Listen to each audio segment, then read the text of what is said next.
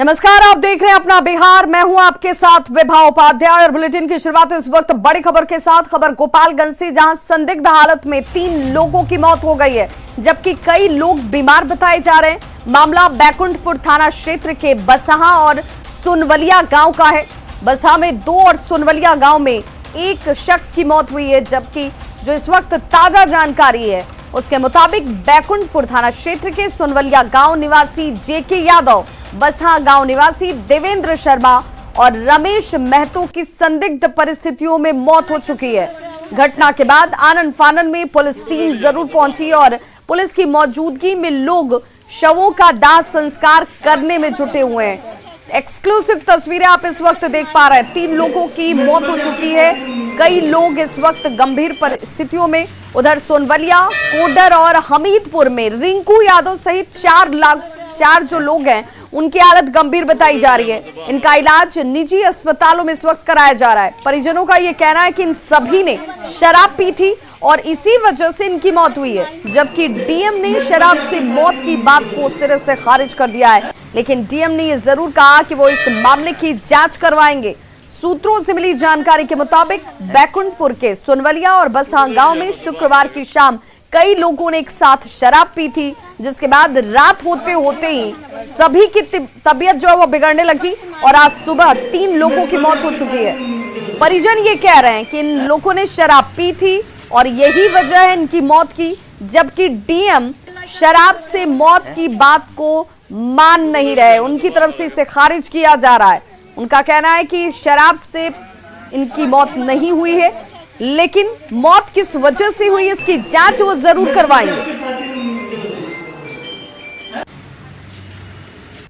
बेटे के मैं गए कमा के और पी के दारू के पिया दिल। हमरा कुछ जानकारी नहीं।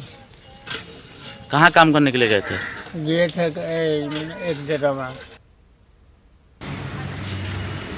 और देखिए, परिजन कह रहे हैं कि शराब पीकर पहुंचे थे और इसीलिए तबीयत बिगड़ी और जान चली जाती है। लेकिन प्रशासन इस दावे से इतर बात कर रहा है। प्रशासन का ये कहना है कि मौत जरूर हुई है, लेकिन किस वजह से मौत हुई है इसके लिए थोड़ा इंतजार करना होगा। जांच की जाएगी और जांच के बाद ही खुलासा होगा कि मौत किस वजह से हुई। लेकिन जिन लोगों ने अपनों को खोया उनका ये कहना है कि पीकर पहुंचे थे घर के लोग और उसके बाद ही तबीयत बिगड़ी और जान चली गई। संदिग्ध मौतों की अब हालांकि जांच की बात जरूर कही जा रही है। बसहा में 2 लोग, जबकि सुनवलिया की बात करें तो वहां पर 1 शख्स की जान जा चुकी है। गांव वालों का दावा है कि शराब सभी ने पी थी और अभी भी 4 ऐसे लोग हैं जिनकी स्थिति गंभीर बनी हुई है। निजी अस्पताल में ये सभी इलाजरत भी हैं। लेकिन सवाल यही उठता है कि लगातार ताबड़तोड़ कार्रवाई प्रशासन के दावों के तौर पर हो रही है। कार्रवाई हो रही है, गिरफ्तारियां हो रही हैं, जब्ती हो रही है, इसके बावजूद शराब कहां से पहुंच रही है? अगर लोकल स्तर पर भी शराब का सेवन किया जा रहा है, जिसमें स्पिरिट का इस्तेमाल किया जाता है, अगर परिजनों की बात मानी जाए, अगर परिजनों के बातों में जरा भी सच्चाई है, तो सवाल यही कि आखिर फिर लैप्सेस कहां है, लापरवाही कहां है, खामी कहां है? कैसे इन लोगों तक ये तमाम चीजें पहुंच रही हैं? अब कार्रवाई के तौर पर क्या किया जा रहा है, ये अपने आप में एक बड़ा सवाल भी पैदा करता है। डीएम का कहना है कि जांच करवाई जा रही है, जांच होगी, संदिग्ध मौतों की जांच करवाई जाएगी और उसके बाद पता चल पाएगा कि 3 लोगों की मौत कैसे हो गई। 4 लोग हालांकि अभी भी बीमार हैं और आशंका ये जरूर जाहिर की जा रही है, क्योंकि गांव वालों का कहना है, परिवार वालों का कहना है कि सभी ने शराब पी थी। सभी कमाने के लिए बाहर जाते हैं और उसके बाद शराब पीकर घर पहुंचते हैं। और गोपालगंज से हमारे सहयोगी गोविंद कुमार हमारे साथ फोन लाइन पर जुड़ गए हैं। गोविंद, 3 लोगों की मौत हो चुकी है, परिजन क्या कह रहे हैं और पुलिस का दावा इन मौतों से अलग परिजनों से कैसे है? देखिए, अभी जो सामने आई है 3 लोगों की मौत, तो ये परिवार वालों का कहना है। लेकिन पुलिस जो है, अभी पुलिस की ओर से कोई दावे नहीं आ पाई है। हालांकि पुलिस उस इलाके में लगातार छापेमारी कर रही है और ये जानने की कोशिश कर रही है क्या इन लोगों की मौत शराब पीने से ही हुई है या फिर कुछ और मामला है। फिलहाल इस पूरे मामले में जब हमारी बात गोपालगंज के जो डीएम है उनसे हुई है, डीएम ने साफ तौर पर कहा है कि अभी शराब से मौत की पुष्टि शराब से मौत की बात नहीं कहा जा सकता है, लेकिन जो लोग हैं उनमें एक व्यक्ति की उम्र तकरीबन 80 साल बताई जा रही है। तो ये भी हो सकता है कि उनकी बीमारी से मौत हुई हो। लेकिन क्या ये तीनों लोग जिनकी मौत हुई है सभी की उम्र ज्यादा है? देखिए, एक व्यक्ति की उम्र अधिक बताई जा रही है, लेकिन बाकी के जो लोग हैं उनकी उम्र तकरीबन 25 से 40 साल के बीच बताई जा रही है। लेकिन सबसे बड़ी बात है कि पूरे मामले में अभी जांच होना बाकी है डीएम की ओर से। गोविंद, क्या पोस्टमार्टम कराया गया है? क्योंकि जो जानकारी मिल रही है कि इनका दाह संस्कार पुलिस की मौजूदगी में, प्रशासन की मौजूदगी में हो रहा है, तो क्या पोस्टमार्टम कराया गया? देखिए, इस पूरे मामले में जब हमारी बात गोपालगंज के जो एसपी आनंद कुमार उनसे हुई है, तो एसपी ने कहा कि जब इस घटना की जानकारी हुई तो वहां पर सदर एसडीओ और एसडीपीओ दोनों लोगों को भेजा गया। लेकिन जब अधिकारी वहां पहुंचे तब तक परिजन जो है दाह संस्कार करा चुके थे। तो पुलिस के पास जो डेड बॉडी है वो नहीं मिल पाई है, परिजन दाह संस्कार करा चुके हैं। लेकिन पुलिस इस बात की जानकारी लेने में जुटी हुई है क्या आसपास के इलाके में कुछ लोग बीमार है, यदि बीमार है तो उन लोगों का इलाज कराया जा सके। और पूरे इस मामले में जांच की जा रही है। जांच रिपोर्ट आने के बाद ही कुछ स्पष्ट हो पाएगा कि इनकी मौत। गोविंद जरा आप ये बताइए, चूंकि 4 लोग ऐसे अभी हैं जो जीवित हैं, इलाजरत हैं, तो क्या उनके स्टेटमेंट लिए गए हैं? क्या वो रेक्टिफाई हो पाया है? वो पुलिस की तहकीकात में शामिल हैं कि उनके बयान लिए जाएं? देखिए, जो लोग बीमार हैं तो पहले प्रशासन को सूचना मिली कि जो लोग बीमार हैं उनका इलाज सामुदायिक स्वास्थ्य केंद्र बैकुंठपुर है, वहां चल रहा है।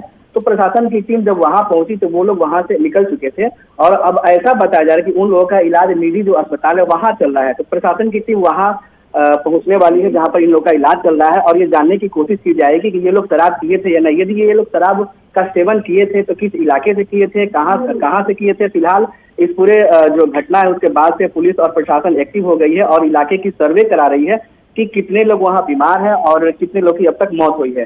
अरविंद, क्या आप उस गांव में पहुंचे गोविंद जहां पर इन लोगों की मौत हुई है? क्योंकि ग्राउंड पर जाकर के चीजों को देखना, वहां पर गांव वालों का कहना अगर है कि शराब पी इन लोगों ने थी, क्या शराब वहां मिल रही है, नहीं मिल रही है? क्योंकि प्रशासन तो ये कहता है कि हम कार्रवाई कर रहे हैं, शराब को यहाँ आने ही नहीं दिया जाएगा, बनाने नहीं दिया जाएगा, कार्रवाइयां भी होती हैं। तो क्या उस जगह पर आप पहुंच पाए?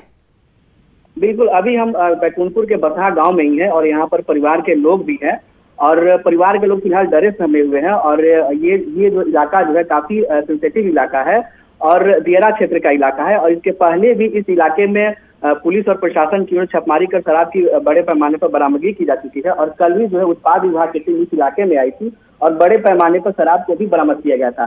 फिलहाल इस पूरे जो है इलाके है उसको ड्रोन से सर्वे किया जा रहा है और ये पता लगाने की कोशिश की जा रही है कि कहाँ कहाँ पर शराब बनाया जा रहा है। गोविंद, आप इस पूरी खबर पर नजर बनाए रखिए, इससे जुड़ी हर जानकारी हम अपने दर्शकों तक पहुंचाते रहेंगे। लेकिन सवाल यही कि शराब का सेवन ही क्यों किया जाए? बार बार ये मुख्यमंत्री की तरफ से भी आह्वान के तौर पर भी, अपील के तौर पर भी कहा जाता है कि ऐसी चीजों का सेवन ही मत कीजिए जो कि आपकी जान के लिए खतरा पैदा करता है। एक तरफ इस पूरे घटनाक्रम का ये पहलू भी है, लोगों को भी अब सजग और सावधान होने की जरूरत है, साथ ही साथ प्रशासन को भी ज्यादा मुस्तैद होने की जरूरत है। दरभंगा की खबर की बात करेंगे। दरभंगा में भी डीएमसीएच के पास बीती रात हुई आगजनी और हमले के खिलाफ दवा व्यवसायियों ने प्रदर्शन किया। प्रदर्शनकारियों ने दरभंगा से लहेरिया सराय जाने वाली मुख्य सड़क को नाका 5 के पास जाम कर दिया। वहीं सभी दवा दुकान एक दिन के लिए बंद कर दिए गए हैं। दवा दुकानदारों ने आरोपी छात्रों की गिरफ्तारी की मांग करते हुए सड़क को जाम रखा है। दवा व्यवसायियों ने आरोप लगाया है कि मेडिकल के छात्र बिना पुर्जा नशीली दवा की मांग कर रहे थे और दवा नहीं देने पर उन्होंने 4 लोगों को जिंदा जलाने की कोशिश की। इनका यह भी आरोप है कि छात्रों ने 4 दुकानों, 2 कारों और एक बाइक को जला तक दिया।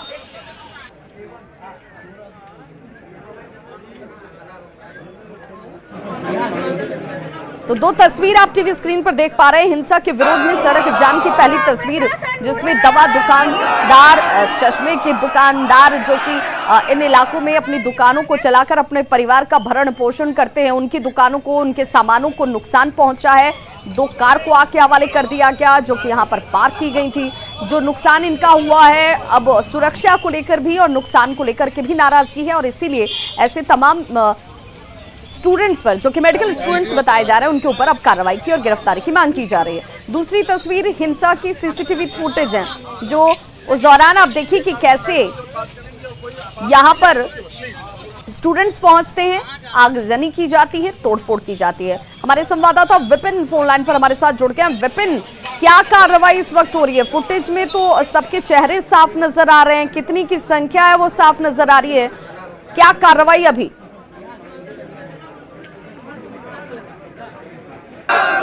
उन्होंने कहा है कि दोनों तरफ से आवेदन नहीं मिला है, आवेदन मिलने का इंतजार किया जा रहा है। वहीं छात्र जो है अभी लोग बैठक के लिए छात्रों को बुलाए थे पदाधिकारी, लेकिन वो आए नहीं, छात्र मिले नहीं। जिसके बाद जो है कुछ देर के लिए डीएमसीएच की इमरजेंसी और ओपीडी बंद कर दिया गया था। डॉक्टर पीजी के डॉक्टर यहाँ से चले गए थे, जिसको फिर से जो है चालू कराया गया था। ऐसे में अभी कार्रवाई की बात करें तो अभी कोई कार्रवाई नहीं किया गया है, लेकिन सड़क जाम है, लोग आंदोलन कर रहे हैं आरोपी गिरफ्तारी के लिए। जी चलिए, बहुत बहुत शुक्रिया तमाम जानकारी के लिए विपिन आपका। तो आपको बताते चलें कि दरभंगा के डीएमसीएच के पास बीती रात मेडिकल के छात्रों और दवा दुकानदारों के बीच विवाद हुआ, जो मारपीट और खूनी झड़प में तब्दील हो गया। देखते ही देखते हर तरफ आग, चीख पुकार और दहशत फैल गई। आरोप यह भी है कि छात्रों ने पहले दुकानदारों पर कैंची से वार किया और फिर भीड़ बढ़ने के बाद छात्रों ने पेट्रोल छिड़ककर दुकानों में आग लगा दी। आरोप यहां तक कि छात्रों ने 4 लोगों को जिंदा जलाने का प्रयास भी किया है, जिसमें एक ही परिवार के 2 सदस्यों के साथ 2 अन्य दुकानदार भी झुलस गए। आगजनी में मेडिकल की दुकान चपेट में आती है, किराना दुकान सहित एक चश्मे की दुकान भी जलकर पूरी तरह से खाक हो चुकी है, जबकि 2 कार और एक बाइक को भी आग के हवाले किया गया।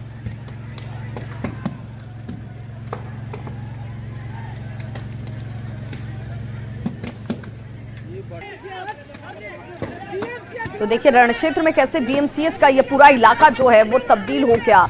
ये रात की तस्वीर, जिस वक्त अब दवा दुकानदारों का ये आरोप है कि ये जो मेडिकल के स्टूडेंट्स हैं, ये जो लोग पहुंचे थे दुकानों पर, वो नशीली दवाओं की डिमांड कर रहे थे। उनके पास पुर्जी नहीं थी और इसके बावजूद दवाओं का डिमांड किया जा रहा था, जिसे नहीं देने के बाद ये स्टूडेंट्स आक्रोशित हो जाते हैं। उसके बाद आगजनी की जाती है, 4 लोगों को जिंदा जलाने का प्रयास तक किया गया, जिसमें ये चारों झुलस गए हैं, जिनका इलाज इस वक्त चल रहा है। और जो आसपास की दुकानें थी, उन दुकानों को टारगेट किया गया। तस्वीरें भी कैद हुई हैं, क्योंकि यहाँ पर सुरक्षा के लिहाज से सीसीटीवी फुटेज आपके सामने जो कि दुकानदारों ने अपनी दुकानों के बाहर लगा रखी थी, उनमें इनकी तस्वीरें भी कैद हुई हैं। और देखिए, जिसके हाथ जो लग रहा है वो उसी से दुकानों के ऊपर हाथ आजमाता हुआ भी दिख रहा है। चेहरे भी साफ नजर आ रहे हैं इनके।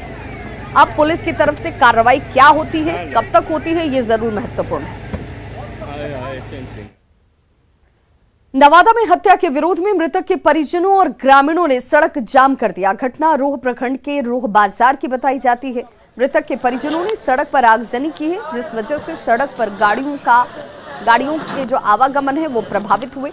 घटना की सूचना मिलने के बाद स्थानीय पुलिस मौके पर पहुंची और आक्रोशित लोगों के विरोध का सामना पुलिस को भी करना पड़ा है। देखिए, परिजनों ने पुलिस पर लापरवाही बरतने और आरोपियों के खिलाफ कार्रवाई नहीं करने का गंभीर आरोप लगाया।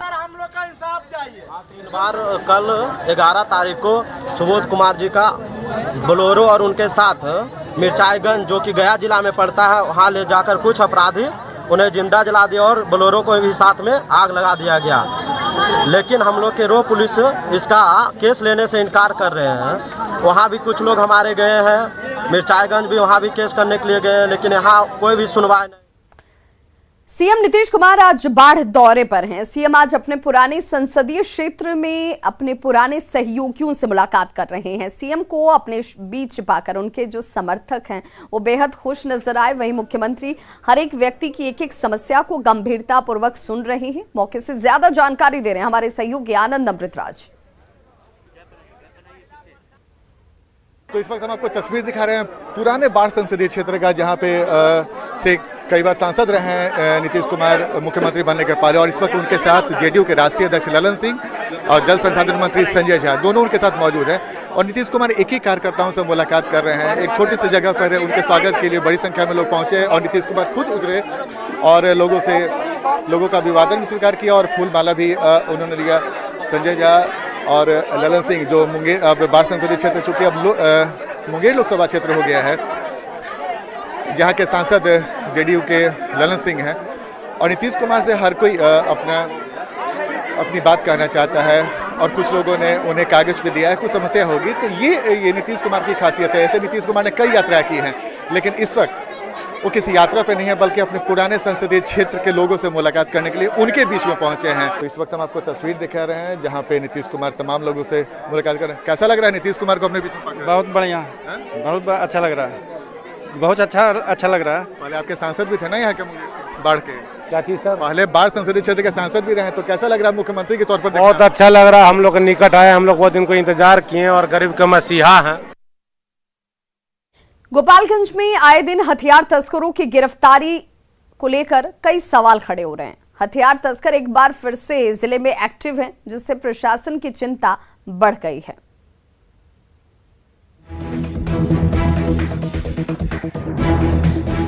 गोपालगंज में एक बार फिर गैंगस्टरों के पास कारवाइन समेत बड़े अन्य हथियारों के खेप पहुंचने लगे हैं। खुफिया इनपुट मिलने के बाद गोपालगंज पुलिस अलर्ट मोड में आ गई है और अपराधियों के ठिकानों पर ताबड़तोड़ छापेमारी कर रही है।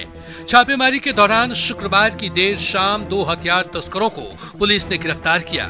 हालांकि कारवाइन तस्कर हथियारों की खेप लेकर अंधेरे का लाभ उठाते हुए भाग निकला। ये 2 व्यक्ति जो पकड़ेगा तो ये बताया कि हम लोग हथियार बनाने का काम भी करते हैं, और ये बताया कि पहले भी दिनेश शर्मा बताया कि हम पहले भी 2 बार माझा थाना से जेल गए हैं, और आज यहाँ पे हथियार बेचने के लिए आए थे। जिनको बेचना था उसके बारे में स्पष्ट नहीं बताया कि कोई 20 का आदमी था, वो खरीदने वाला था। दोनों व्यक्तियों को अवैध हथियार के साथ गिरफ्तार की गई है। दरअसल पुलिस को सूचना मिली थी कि बरौली थाना क्षेत्र के माररपुर नहर के पास हथियार की बड़ी खेप की खरीद बिक्री होने वाली है। गुप्त सूचना मिलने के बाद बरौली थाना अध्यक्ष के नेतृत्व में टीम गठित हुई और माररपुर नहर के पास घेराबंदी कर छापेमारी की गई। पुलिस ने छापेमारी के दौरान जनार्दन शर्मा और दिनेश शर्मा को गिरफ्तार कर लिया, जबकि कारवाइन लेकर पहुंचा लाल बाबू शर्मा अंधेरे का फायदा उठाकर पानी में कूदकर फरार हो गया, जिसकी तलाश में पुलिस लगातार छापेमारी कर रही है। और जो कारवाइन वाला व्यक्ति था, जो कारवाइन जिसके पास कारवाइन था, उसका लाल बाबू शर्मा नाम है, वो कारवाइन के साथ फरार होने में अंधेरा था, नहर के रास्ते पानी में। होली के करीब आते ही लोगों पर उसका खुमार चढ़ने लगा है। जगह जगह पर लोग होली मिलन समारोह का आयोजन भी कर रहे हैं और पटना में एक संस्था की तरफ से होली के फुहारे श्वेता रानी के संग कार्यक्रम का आयोजन किया गया, जिसमें शामिल महिलाओं ने जमकर रंग और गुलाल उड़ाए और होली के गीतों पर धमाल मचाया।